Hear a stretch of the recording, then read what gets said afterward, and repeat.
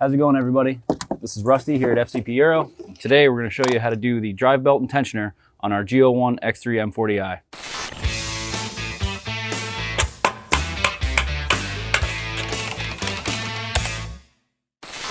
So on the table in front of me, we have everything we're going to need to go ahead and replace the drive belt and tensioner.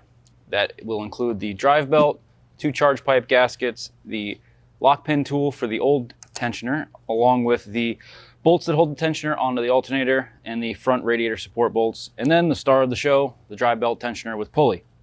It is recommended whenever you're replacing your belt to go ahead and replace the pulley along with the belt at the same time. And furthermore, if you're replacing the tensioner for any noises, it is recommended to replace the belt as well. Some things you may be experiencing, although there's not a direct service interval, is you could be getting some fraying along the belt. In a worse situation, you could be getting some cracking on the ribs of the belt as well.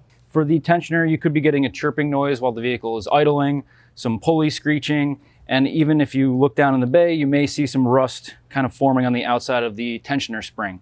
There's not exactly, like I said, a service interval, but at about 60 to 100,000 miles, it's definitely something to consider.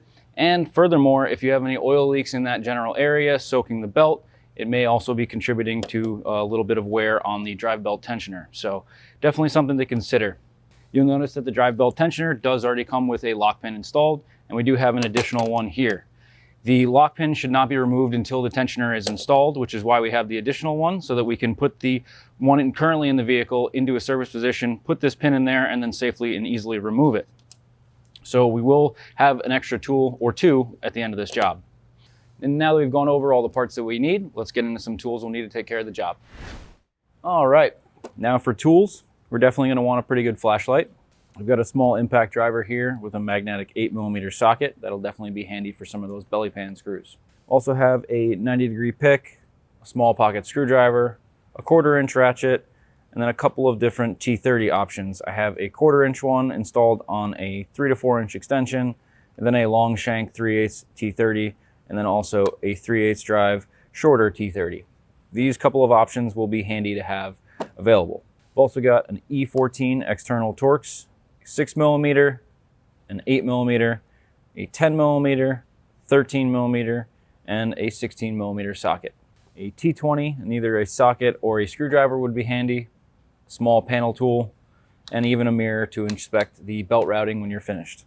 3/8 ratchet, a long radiator pick, long panel tool, small pry bar, and a 3/8 torque wrench. And with that, let's go ahead and get into the repair. All right, first thing we need to do is gain some access. There's a lot of plastic panels in this car, so we're gonna start by making a pile of plastic. Coming up to the cowl here, there is a little thumb screw on each of these corner panels. Once you turn that thumb screw 90 degrees, you can lift it up and pull it out. We're gonna do the same thing on the other side. On this one, our thumb screw is actually missing, so quite simply just lift it up and take it out. The front panels and side panels will need to come out. Some of these you may be able to grab with your fingernails and pull out the center pin. Some of them you may also need a little panel tool. So we're gonna go through and get all these rivets off and remove all 4 of these plastic panels. And you can either remove the washer reservoir cap or push it through the little rubber doorway like I did. And then once the trim panel comes out, you will have to scoop this out from underneath the hood. The back corner of this is a little bit tucked under that hood hinge. Now moving on to the front panel, keep going with those clips. We'll have to remove the hood seal slightly. The hood seal is basically just snapped in place. So using the panel tool, you can release the 4 plastic plugs or Christmas tree clips, some people call these as well. We'll get those off to the side in our pile of plastic rivets. And then continuing up on the driver's side here, you'll notice the hood cable does have a little provision here. So we'll get all these rivets out and we'll flip that over and try to carefully release that. So with these clips here, you just kind of want to squeeze them slightly. All right, now we need to get these front strut braces out of our way. They do have an E14 external Torx in the back and a 16mm on the front radiator support. These are reversible side to side, so it doesn't really matter. However, you can only install them one way and they will not sit correctly. So if you'd like to, leave the bolts in the ends and then set these off to either side so that you don't mix them up and you know exactly how they are orientated. And now we'll do the same on the driver's side. Now let's go ahead and get this upper radiator panel off. The hood cable is kind of popped in place there, so simply just pull towards the front of the car and get that loosened up. And then it's going to be a series of T30s all throughout the top of that aluminum panel. Now you'll notice the posts on the bottom of this. Careful when you're guiding this back down into place, and also when you're lifting it up, these may be stuck a little bit. They just kind of keep the radiator in place. Once this is removed, the radiator can move a little bit. And again, these just kind of locate the radiator in the proper position. So keep that in mind when removing and reinstalling those. And now we're going to work on getting this upper radiator support out. There are 4 more T30s in the front before we can go on to the main body bolts. Now moving on to the 13 millimeters on the body side of this radiator support brace. Keep in mind, there are 13 millimeters coming out. Now, once we've loosened this up, there is a harness that runs along the bottom of this, so you'll need your panel tool once again, just to break free that harness from this little bracket here. Now, if you haven't already, now's a good time to go ahead and lift the engine cover off. It's just kind of pressed on with the rubber grommets. Next up, we're gonna work on getting our air box out. There is a T20 that holds this little baffle in the back along with this connector here. And once we get this clamp off, the air box should come out quite easily. So for the connector, you're just gonna use your thumb or a pocket screwdriver to pull this white lock back. Pressing that white lock and then pulling the connector off. Then we're gonna use a 6 millimeter to release this clamp and a T20 for the screw in the back. And once that clamp is released, kind of just wiggle that charge pipe off. Get that loosened up, and then just go ahead and pull straight up on the box and get that out of your way. All right, now that we've got our air box out, we need to go ahead and release this air inlet. So there are a couple of coolant hoses that are kind of stuck in here. You can get that popped out there, and then it starts to loosen up. There is a little bit of a wire harness that wraps around, and that is kind of clipped into the breather. So we can kind of just loosen that up. And there is one connector on the air boot down there that we'll have to pop off. All right, in order to get to the clip on this charge pipe, I'm gonna release this breather hose here, which has little squeeze clamps on the top of the valve cover here. Get that loosened up, and then I've popped the clip down on the charge air inlet. So that's just loose enough that I can get my hand onto. Taking this out is going to make it a lot easier to get to that clip on the turbo inlet, and then furthermore onto the fresh air inlet on the back side of the turbo inlet that we'll have to mess around with. These are corrugated hoses underneath the foam here, so be very careful, but that's another reason to get it out of your way so that you don't break it, and just be careful when pulling it off. So we'll set that off to the side and get that out of our way. So the release for the clip right here is actually going to be located towards the bottom, which I'm going in kind of blind, getting my pick underneath and pulling that into the unlocked position. Oh, and it looks like I popped it out. And luckily it's a fairly large clip. I just was able to get my pick underneath this, pull it out, and then we can reinsert this before reassembly. And now that we have the clip out, we can gently release the turbo inlet to give us just enough room. Put our hand down and release that little air fitting, breather fitting, whatever this is, on the air inlet. Easier said than done. You may need a pick.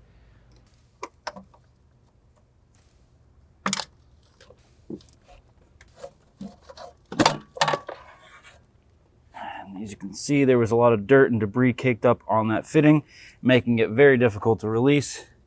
What you're going to need to do is try to get your hand down there and squeeze these little textured ends 90 degrees away from the little tabs that hang down over the lip here.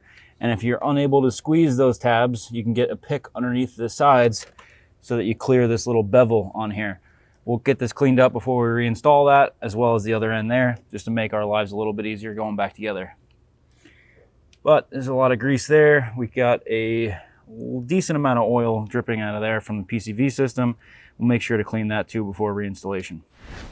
All right, and before we continue proceeding, now that we have the turbo inlet exposed, grab a bag, a rag, or something to cover up that turbo inlet, because any debris or dirt that gets in there is going to cause some problems.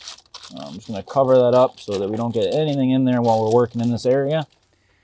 Now we're going to move on to releasing some of these radiator hoses, this auxiliary water pump, and also removing that fan shroud in order to gain access to that charge air pipe. Then we can finally get to the main repair. There is a large connector on the passenger side that we will need to release, and there is a little bit of a harness hold down on that radiator shroud as well. So we're just going to pop that off there, releasing the wire harness. There's also another connector on the side of the radiator that is built into this harness as well. Let's get this out with the white lock. Get that connector out. Then once that's all loosened up, there is a little clip, and then you should be able to depress that and pull it up out of the way. This is a fairly large clip, so if you are having difficulty removing this, push the connection down, then release the clip, then pull back up all at the same time. That should get the clip out of the way. But let's keep going on that. Just gonna pop these radiator hoses out of the shroud. There's a couple more down below that you guys aren't gonna really be able to see. Now on the radiator fan shroud, there are some pretty heavy duty, but also somewhat fragile clips. So it is gonna be a little bit of a finesse to release those, but have enough tension not to break them. So pry the clip backwards while pulling the fan shroud in an upward motion all at the same time. Now let's slide this up and out of your way. Careful of those radiator hoses. All right, now that we have our radiator fan shroud out, the radiator is rather exposed in the back area. We will be working in this area doing this DIY, so you may want to keep this covered if you're not considering replacing the radiator. A screwdriver could go through it and poke a hole, or you could simply bend the fins and restrict cooling flow. So I've gone ahead and taken a piece of cardboard, cut it to fit, and we'll be sliding that right behind the radiator so that we can protect the radiator from any dings, dents, scratches, anything like that. So do yourself a favor, take the box that your parts have come in, cut it up, and align it to fit inside of the radiator fan shroud here. So now we've also got a little lip to work on, so the radiator is not going to be cutting us, but let's keep going and get this charge air pipe out. There is a clip located down here, a couple of sensors up here, and two T30s on the throttle body. We're going to start on that lower end of the charge pipe and get that released. Now with either a large flathead screwdriver or what I have here is a long radiator pick, similar to the turbo inlet pipe we took out for the airbox, just need to get underneath it and release that clip. Once it starts to get loosened up, we can completely remove it so we don't lose it in the engine bay. We've got that end of it loosened up, so we still have to release these two T30s, and we're going to also start by removing these two sensors on the top here. These do have the white lock, which you should be familiar with now. I'm going to get a screwdriver in there. We can get those out of our way. Now we're going to work on those two T30s at the top of the charge air pipe. Now this charge air pipe should come out of the throttle body rather easily, and we've already loosened that lower pipe. One more coolant hose holding it in. And this is a perfect example of why we put the cardboard there, because I just drug this map sensor and intake air temp sensor all the way across there. Radiator is perfectly fine. So keep that in mind before you go ahead and take that charge pipe out. All right, now before we actually take off the belt, let's take a second to just write up a little map. Obviously, you could take a picture of this if you'd like. Personally, I like to do a little drawing and basically map out how the belt is routed. So grab your old tensioner box or a piece of cardboard. I'm going to draw the crank pulley fairly large, label it C. The water pump is a little bit smaller, W. And then we have the alternator and tensioner, and then the AC. And the belt just goes around the AC, up to the alternator, through the tensioner, under the water pump, around the crank, and in that direction. I'm no artist, but do whatever you got to do. Take a picture, make sure you know exactly how that belt is routed. It will likely only go on one way, and if you put it on another way, you could cause some noises, some overheating, charging issues, anything like that. So take note of that belt routing before you take it off. All right, now we're working on the drive tensioner. We do have to loosen the tensioner and lock it into the position that you currently see your new one in. The old one will need a 16 millimeter to go on to this little nub here, and then you're gonna rotate it counterclockwise. The locking position down in here is at the 6 o'clock position in the vehicle. However, there's also a locking position at about the 2 o'clock position, if you will. It doesn't matter which one you use, but you will most likely be able to access the top one a lot easier than the lower one. So we'll go ahead and do that now and show you exactly what we're talking about. Firmly pry the ratchet out, and you'll expose that lock pin, and we can put that in, release that. That'll make the belt much easier to come off, the ability to use both of your hands and work that belt around. All right, now with a 13 millimeter, we're gonna go ahead and release this tensioner. Now reinstalling this, if you recall, the tensioner was kind of pointed towards the 6 o'clock position with the lock down here, and we installed the tool up here, making it a little bit easier on removal. But it doesn't really matter where you put that, but just keep that in mind that it's not gonna be in the same location. And then we do have the 3 new 13 millimeter bolts. And now the 3 13 millimeters for the tensioner are gonna be torqued to 28 Newton meters. All right, now that we're ready to install the belt, keep in mind we did take a little second to make a diagram. If you did not do this, it shouldn't be terribly hard to get the belt back on, but just keep in mind that you will have to go around the crank, under the water pump, under the tensioner, and then through the tensioner around the alternator, down and around the AC, and back towards the crank. So we're gonna get everything pretty much on there except for the alternator, and then I'll get that one on once we loosen the tensioner here. Start on the crank, get that draped over there, and with a 16 we can turn the tensioner counterclockwise and get ready to pull that pin out. Pin is removed.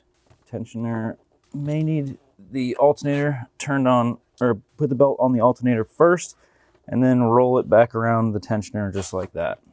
All right, now we got our pin out. Our belt is routed. Just double check to make sure that the belt is sitting in the ribs and is not on the outside of anything. You can kind of run your hand around the crank to make sure that it is sitting in the provisions as well. But this belt does look like it is all sitting fairly good. So, all right, now before we go ahead and install our charge pipe, we will go ahead and replace the 2 seals. On the bottom, you'll have a green one, and on the top by the throttle body, you'll have a black one. The seals aren't necessarily obviously worn or cracking or anything like that, but with this being a charge air pipe, this could potentially create a boost leak. And this seal does feel rather hard. It does feel not as malleable as the new one. It is slightly deformed in the edges here, but overall it does look like it was holding. However, while we have this all apart, no better time to replace it than now. So, little peace of mind in ensuring we have no boost leaks or anything like that, ensuring that while we have it all apart, everything has been renewed. A little bit of oil from the inside of there on there to make that nice and smooth, and just like that, it's nice and installed. Grab yourself a small pick or a little screwdriver, pop that out, and just make sure that the you can kind of see here there is a smaller groove that is going to be on the inside, and then the U shape, if you will, is going to be towards the outside on the charge pipe. And then for the throttle body side, is very similar to that, except it is on the outside of the pipe as opposed to the inside. So we're just going to take a little pick here, pull that off, and again, the seal could be potentially reversed. However, it does want to go back to its natural state. The smoother side is going to be against the charge pipe, and the channeled side, if you will, or this ribbed side is going to be touching the throttle body. So just like we did with the charge pipe, stretch this over, make sure that's seated, and we can go ahead and reinstall this. And if you did take out the clip that we pulled out on removal, this is a great time to go ahead and install this. You are going to want to have this in place, as it will be very difficult to get installed. But the tangs on the clip are going to point towards the charge pipe itself, and then the center of this should engage, and that's actually what's going to lock that in place. So when we go to push this on, you should feel a series of clips making sure that is securely in place. So if you remember from removal, this did come out in a little bit of a weird way. So go underneath the radiator hose. All right, so behind the radiator hose, under in front of this unit here, down and around. Once it all lines up, you should be able to just push that onto the turbo down there. There we go. A little bit of rocking it back and forth, making sure that clip is firmly engaged. Pull on it a couple of times, and that should be good to go. So we do have this one clip for the radiator hose that pretty much fell back into place. Engage that. If I can get my hand down there. Again, making sure that is firmly on there. One hard, quick pull, and that'll pop off if that's not engaged. And then we got the throttle body portion, and we have two T30 screws to attach those back to the throttle body. All right, we also have the two connectors here. Clicking in the connector as well as engaging that white lock. And then we're going to go ahead and torque these two T30 bolts to the throttle body to 8 Newton meters. And if you used it, go ahead and remove your Saver radiator cardboard piece. And we're going to try to hold these lines back out of the way. There is that crossover coolant pipe that will be attaching itself into these two clips. And when I was removing them, these did get a little bit hung up even though we opened these up. So I'm going to actually pull these both off, and we'll try to run these in once we get the fan fed down there. So the fan will be dropping down into the radiator onto these two tabs and then locking in on the two top corners. So keep that all in mind. We're going to really try to keep it slim up to the radiator so it doesn't drag on anything else. Make sure these coolant lines are out of your way, which they are probably going to fight you the whole time. And before you fully engage this into the top of the radiator, double check to make sure that the tabs are firmly into those little locating sections and click it into place. And if you did take them off, we're going to go ahead and try to fit these little holders for the coolant hose down onto that fan shroud. So on this hose right here, there will be a little white line right there where that's going to be fitted right onto that. And then we can pop that back into place there. And then the next one over might be a little bit tougher to get to. All right, once you get it around that, close to lining up in the hole, and then try to tighten up the clamp. And that is where it should rest. Now up top here, we do have a couple other additional coolant hoses. However, we want to get the radiator fans plugged in as well. So get that connector plugged in over here. Make sure that firmly clicks in place. And then you also have this connector off to the side. That one's good. That's that. And then these two go to the top of the fan shroud right like that. All right.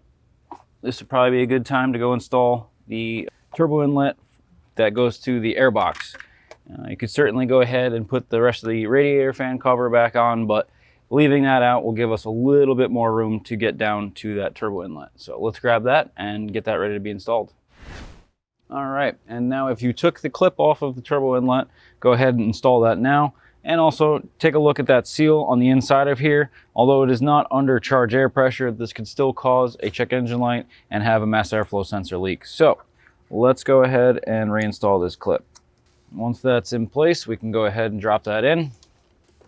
If you recall, there was also a little breather hose from the PCV system that has to get attached when this is still somewhat loose. So we do need to get this fitting on the breather hose in first before we fully engage this charge pipe or this turbo inlet here. So once that's firmly in place, it's definitely able to be turned a little bit and adjusted into place. So we have mass airflow sensor connector out of the way. There's a couple of coolant hoses that are going to get stuck into here, right there. We have another one down here in the front from the auxiliary water pump. Those are kind of going to help keep this in place. And then we also have that breather hose that's going to go down to the turbo and also hold this harness in place. All right, now we've got our PCV hose. We're going to feed this down onto that turbo inlet, guiding that into place. And then there's another breather line as well. So let's get it pressed onto the turbo inlet real quick, and then we'll engage that little side piece. There we go, nice firm click. And to help this click into place a little bit easier, a little bit of grease on that O-ring will be all the assistance that we need. So hopefully this falls into place now. There we go, it clicked in. Cool. And then we're gonna put this harness around this breather hose as well and click this into place up top. This is attached down here. That. There we go. Now before you install your airbox, make sure that A, you have the 3 pegs, they're not broken off from removal, and B, that the 3 orange plugs are firmly pressed into the body. And if they're on the airbox still, you'll want to transfer those over, as it will not click into place correctly. So there's also the air inlet here that will need to click into this ducting in the front. So just pay close attention to that. Kind of sliding it into that air ducting. We will need to pull this back just a little bit, lining up all those pegs, and everything should fall into place. It will click into the air duct and press onto those grommets all at the same time. Now for the airbox connection up here, make sure the rubber doesn't kind of fold on the bottom there. You may have to run your hand along the bottom to make sure that that does not occur. And we're going to attach this little air muffler here to the back of the airbox there. And with the T20 screw that you removed, go ahead and put that back into place. I'm just going to use a little screwdriver here and tighten it up by hand, as the torque spec is only about 3 Newton meters. And it's just a placeholder, it's not sealing anything. There we go. And then with a 6mm, we're going to tighten up this clamp. Again, this clamp is about 2.5 Newton meters, not very tight either. And then take our mass airflow sensor connector, click that into place, lock the white lock, and now we're ready to start reassembling the front radiator cover. All right, go ahead and grab your upper radiator support bracket and lay that across the top, tucking it on the driver's side underneath the hood cable. And before we go ahead and drop the bolts in, you may remember the harness down here was attached, the coolant hose down here was attached. So keep that in mind and get those fitted before it's too late. It's definitely a little easier to do it while it's still loose, so you can kind of find the hole. So now, if you recall, we did remove 4 13mm bolts from the top of this radiator support brace. However, the replacement bolts, and they are required replacement bolts, are an E14, and they do come equipped with some Loctite. So we'll get these all started, and we're going to be torquing these down to 56 Newton meters. Once we get these in, we do want to start with the front ones and pull that forward and get it into its resting position. And the reason we did that is because if you were to tighten these down now and you still have a gap between here, you're either going to pull the threads out of that radiator support brace or simply bend the hood latch brackets. So we will push this against the hood latch brackets, we'll snug up these bolts real quick, and then we'll go back and torque down those E14s. Grab the 4 T30s for the front of these. So we're just going to run these bolts in until they're flush. We don't need to torque them just yet. We're going to go back and do those E14s. Now we can go through and do the 56 Newton meters on all 4 of these. And there's no right or wrong way to do it, but I'm going to do the 2 inner ones first, and then I'll go back and do the outside ones. All right. Now once we've gone ahead and done the 56 Newton meters on those outer E14s, we're going to go back and do a 90-degree turn. And now the T30s in the front are going to be tightened to 8 Newton meters. All right. We do have a little harness over here that I did forget to clip back into place. So before we put that cover back on, just take a second to make sure all of your harnesses are clipped back into the support brace. There we go. Now we're going to have to hold the hood cable up out of the way and put it on that aluminum top cover here. Keep in mind that that is going to have some locating pins for this radiator. So if it does cause any binding or anything like that, we may need to take these off and inspect these little bushings here, which could potentially roll in on themselves. So a little bit of lubricant there would probably help with installation, but we should be good to drop that in. So just make sure those pins are dropping into those slots there. It may even be a little bit easier to guide them with your finger. There we go. Should just drop into place. And then we'll pull this cable back over. We'll get that re-engaged once we get all those T30s tightened back up. All right, I'm just gonna run these down real quick, and then we're gonna go back and torque them down to 11.8 Newton meters. All right, and once we have that re-secured, we're just gonna clip this hood cable back under those little tabs. Make sure it's slacked pretty well. All right, so we're gonna start with these rear panels that kind of tuck underneath the hood hinge here. And then our driver's side panel. And this one does sit underneath the rear panel. And if you recall, the hood seal does have a couple of clips in there. Go ahead and press those in now. And then that'll sit like that. And then start putting the plastic rivets in. Now, on this side, you may remember the washer cap is on that side, so we'll just pop that off real quick. It does just push towards the opening of the washer reservoir and engage on this little tab here. So if you're having trouble, you can certainly stretch the trim panel around that, but it'll definitely be easier without that in our way. So just like we pulled it out, tip it under the hood, engaging it into that fender there. Get this all lined up. It should squeeze over top of that. Grab your washer cap, and once you get it in that groove, pull back and then pop that back on. And we'll grab our other trim panel and start putting those plastic rivets back in.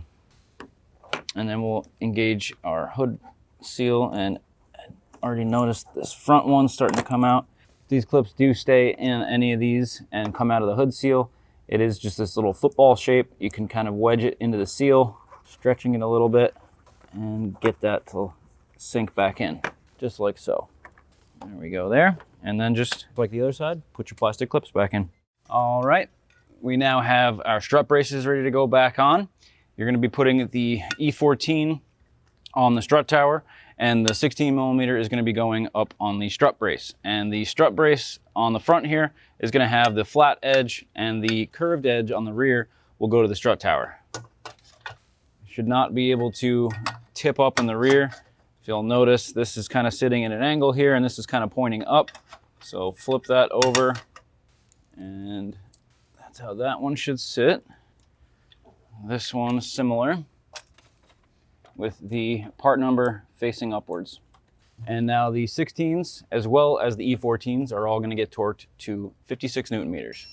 And next up, we're gonna be putting in our little corner cowl panels, and obviously ours is missing one of those thumb screws, so you're gonna be dropping those in, turning those thumb screws 90 degrees. And now we're ready to go ahead and throw our engine cover on. All right, and that wraps up today's DIY on the drive belt and tensioner. Obviously, we're gonna make sure that there are no noises. You wanna start the vehicle up and pay close attention to that belt routing, but with replacing the belt and the tensioner at the same time, we should have alleviated from any of those symptoms. So I hope you guys enjoyed today's video. If so, definitely get down and hit that like button. And if you have any questions, comments, or concerns, drop them in the comment section below. We'll have plenty more videos on this vehicle and many others like it, so don't forget to subscribe. And as always, we'll catch you guys in the next one.